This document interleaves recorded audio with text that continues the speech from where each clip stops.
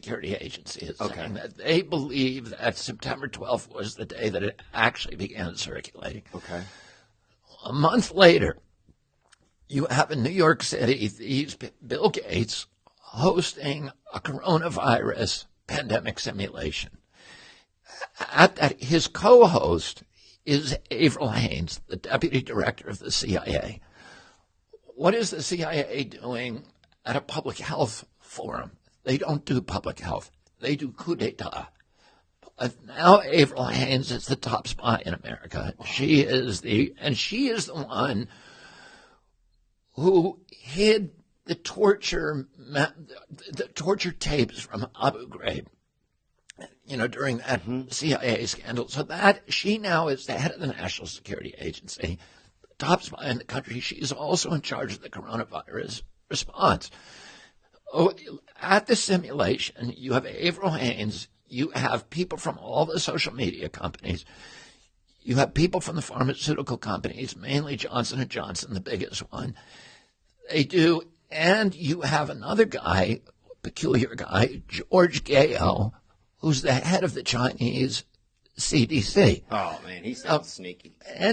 So George Gao must have known that this was circulating at that point. By the way, any of your listeners who does not believe what I'm saying can go and look up Event 201. It's still on YouTube. And this was before the pandemic? It was after it started circulating, but none of us knew about it till January. So this is after the NSA had said that this had occurred. And the NSA now says, looking back, this is when it occurs. And at that time, they didn't know. So then there was a get-together. The world did not know until around January 3rd. So then there was a big get-together of some... So then they're all together planning, here's how we're going to handle a coronavirus pandemic if it happens.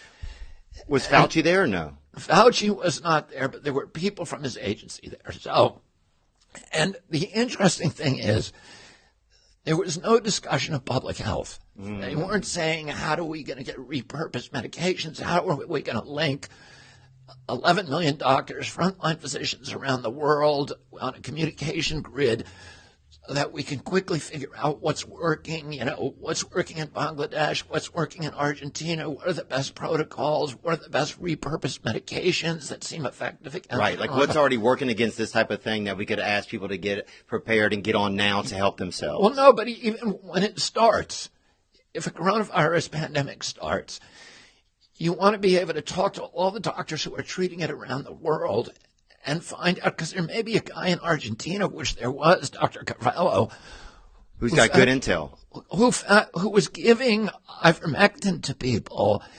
He gave it to 700 frontline healthcare workers, and he gave a placebo to 458.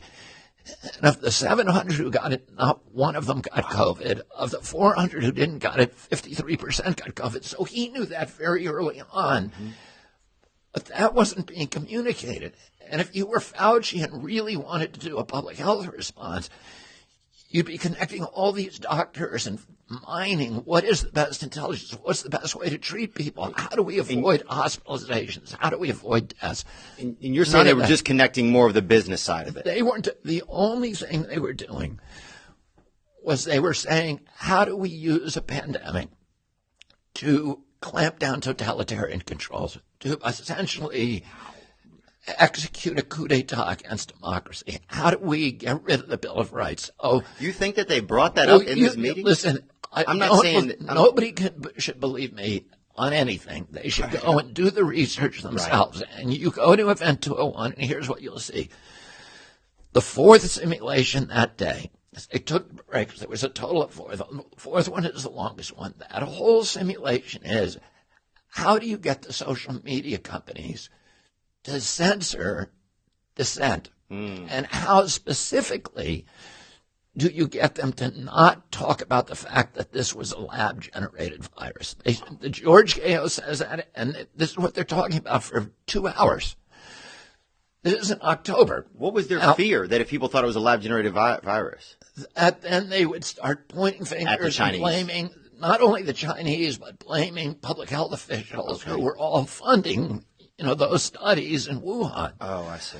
It was not just Fauci who was funding the gain-of-function studies. It was the USAID, which is a CIA conduit, it was DTRA, the Defense Threat Reduction Agency, and it was the Pentagon through DARPA and BARDA. So they were giving hundreds of millions of dollars to develop coronavirus superbugs that could cause pandemics.